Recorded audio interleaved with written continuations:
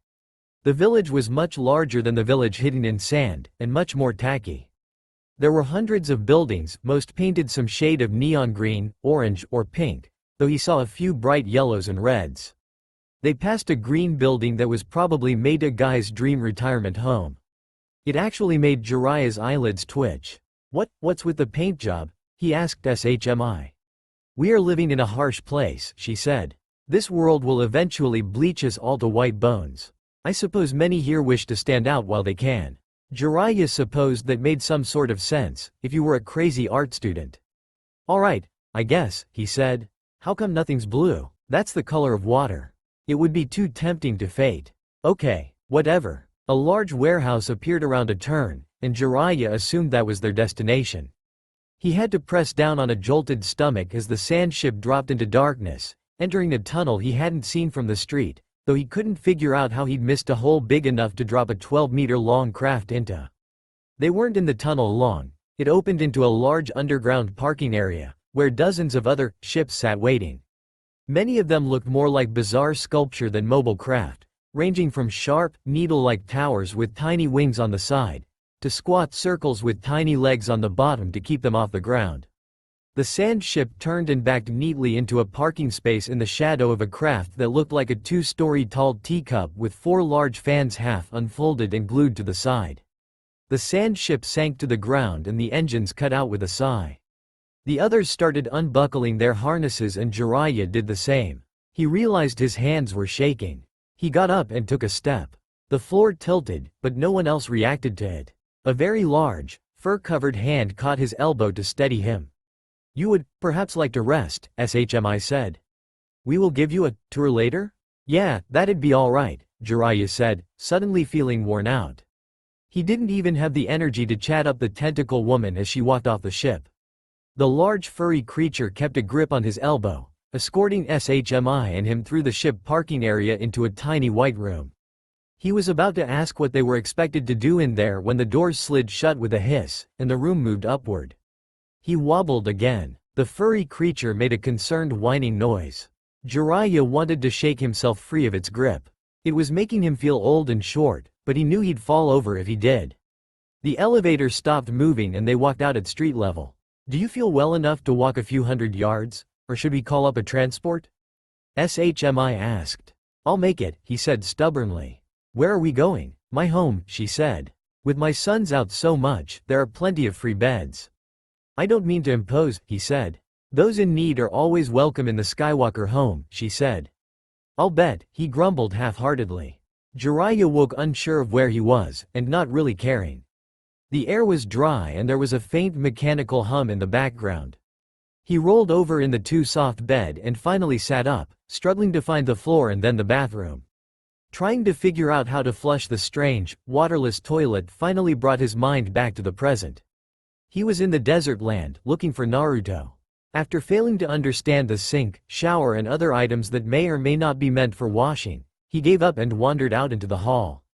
His legs weren't shaking as they had been when the Wookiee had helped him find his way to his room the first time around. He had regenerated some chakra, probably because he'd been asleep for at least a day, but he wasn't anywhere near ready for a big battle. That jutsu had taken every last bit of his strength and then some. He could hear people in the kitchen. It wasn't far from his room. The subterranean house was smaller than he'd expected, especially for someone who seemed to have as much pull in the village as SHMI Skywalker did. He took his time making his way along, stopping to look at the pictures hanging there. Most of them were video playing or still on small, paper-thin television screens, but a few were on real paper. He stopped to peer at a childish scribble. 3 stick figure people, a woman and 2 blonde boys. He realized one of the boys was Naruto, though the orange crayon used wasn't quite the same as the boy's real jumpsuit. That figure also had bold whiskers on its off-centered circle of a face. Looking closer, Jiraiya saw the picture had been labeled in his own language. Me, SHMI Mama-sama, Anakin. Damn, that kid could not draw. He rubbed at his face and sighed. He focused his chakra into his ears and listened to the talking in the kitchen again. He identified SHMI and a stranger, and both of them talking in another language, though he did hear them mention Naruto, Anakin, and Cage. What had they called the kid? Their Cage? Jiraiya doubted they knew what the word meant, or that Naruto had bothered to explain it to them. He was glad the kid hadn't ended up somewhere horrible, but he shouldn't have been granting himself titles he hadn't earned. He let his feet drag a bit so they'd hear him coming. There was an old man sitting at the table with SHMI. He had snow-white hair and deep lines around his mouth, but his gaze was steady and his eyes were clear. Other than old, Jiraiya couldn't guess at his age. He wore what looked like an armored vest over his tan robes, and there was some sort of machine attached to the side of his head. "Morning," Jiraiya said hoarsely. "This is Contra Savora. He's one of our most experienced military advisors," SHMI said. "Ero Senin," the man said, nodding respectfully. Jiraiya frowned. "Did the brat ever explain to you what that meant?" They nodded. Jiraiya's face fell. "Hungry?" SHMI asked. He nodded and a moment later had been served a bowl with a lid and a cup with a lid. He supposed it was to keep the contents from evaporating before he could ingest them. He opened the bowl and stirred the tan substance within. "It's a protein, carbohydrate base ration," Avora said with barely a hint of an accent. "The med droid did a scan yesterday when you didn't wake up. It recommended a boring diet until you've had a chance to settle in with the local microbes." "Does everyone here speak my language?" Jiraiya asked, trying a spoonful of the bland mush. "And what's a med droid?" "We learned your language from Naruto," she said. "Well, not all of us learned it directly from him. But my other son Anakin set up a language program so a droid could record as much of it as possible and make a sort of primer for us to work from. It's actually a very good language for sending coded messages with." "Oh, right," Jiraiya said. "And a med droid is a big, creepy robot that poked you with needles while you were passed out," Avora said. "Oh, right. No, wait, what?" Jiraiya asked. "What's a robot?" They started explaining and it sounded like something that was halfway between a computer and a puppet that didn't need a puppeteer's chakra to move. It didn't make much sense to him, but he decided it was easier to nod. And then Avora had to go do something with telemetry and left them alone. Jiraiya finished his mush and looked from his mug of tea to his hostess. "So, is the brat doing all right?" he asked. "It took me longer than it should have to figure out how to follow him." "Naruto is doing well," SHMI said. "Though I'd hardly call him a brat. He's an adult by most standards." Jiraiya was really baffled about how they judged such things here. Would Naruto be able to handle all the bad news Jiraiya had for him? He doubted it. Maybe he should just leave the kid here if he was so well off. He'd be safe from the Akatsuki and the village hadn't exactly encouraged Jiraiya's efforts to retrieve the demon prison. To kill some time, he asked SHMI about the village hidden in Hope, and she did her best to paint a picture for him. The village was one of the largest cities on the planet, and had become the capital after a war with the planet's former rulers, the Hutts. The other cities, including their closest neighbor, Mos Espa, were still troubled by crime and the justice system wasn't much better than mob rule, but it was a great deal better than the previous system of Hutt rule. Jiraiya wasn't terribly surprised. Fringe places tended to be run toward survival of the fittest. SHMI explained that most of the sentient beings who lived on Tatooine were prospectors or former slaves. And even after they lost political control, many of the Hutts stayed because of business investments. There was also a primitive race called, surprisingly enough, the Sand People, living out in the open desert. It was a very harsh place, but many were trying to change it for the better. Though Jiraiya did not know a lot about this world and had only the barest understanding of how he and the brat had come to be there, he was sure it could have been worse. Naruto had a lot of luck to end up in a place like this. Jiraiya made the mistake of telling SHMI so. "It was our luck, not his," SHMI said. "I just mean he's lucky you found him and brought him to your village," Jiraiya said. "I don't think you understand at all," SHMI said. "Why do you think we wear his marks?" she said, pointing at the whisker lines drawn on her face. "He saved us. He saved all of us." "Yeah, sure," Jiraiya said. "I just meant I'm glad he ended up in this village and not, one of the other ones you described." "He did not end up in this village," SHMI said. "With his help, we built it." Jiraiya couldn't think of anything to say in reply. He waited for more of the story.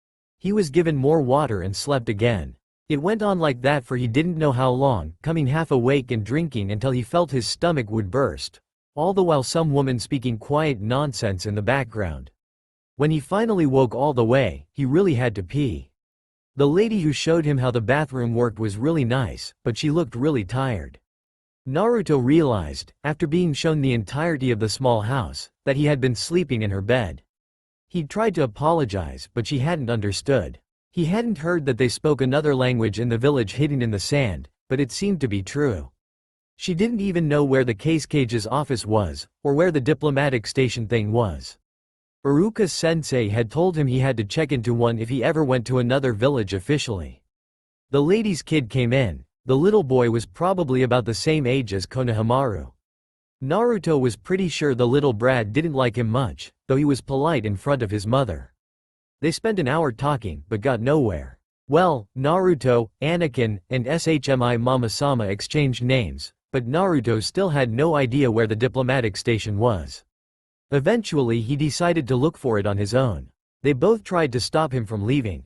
The woman made pleading gestures, and the little boy kept calling him a word that Naruto was pretty sure meant, idiot. But they'd get in just as much trouble as him if they were caught harboring a missing, or in Naruto's case a lost nin. They called after him as he walked away from their house and followed him out to a road that led to a larger city Naruto could just see sticking out of sand dunes beyond. He set off through the desert with an unhappy trudge. He walked through the gates of the village, which hung open and were guarded by men in armor who didn't seem to care that Naruto was walking in past them. They didn't give his leaf headband a second look. Of course, he didn't spot a sand symbol on any of the guards, either. He thought for a moment that it was some other city in Wind Country, until he finally saw the ninja. The village hidden in the sand had the freakiest bunch of blood limits Naruto had ever seen. There were people who looked like lizards, people with too many arms, people covered in fur. He started to wonder if maybe they weren't summoned creatures instead of people. He even saw several groups using wind jutsu to float wheel-less wagons along through the streets. He wandered through the village, looking for ninja headbands, but nobody wore them. He didn't even see any ninja insignia, which was feeding a growing suspicion that this wasn't the village hidden in the sand, despite the sand everywhere. After a couple of hours repeating, Cage, Shinobi, Konoha, and a dozen other words he though should inspire directions, he was no closer to finding his way home, and his mouth was completely dry. He spent another half-hour looking around for a well or a drinking fountain, but there was nothing. He went so far as to enter a bar, where he was given a lot of creepy looks. He saw people getting cups of water at the counter, in exchange for large piles of triangular coins.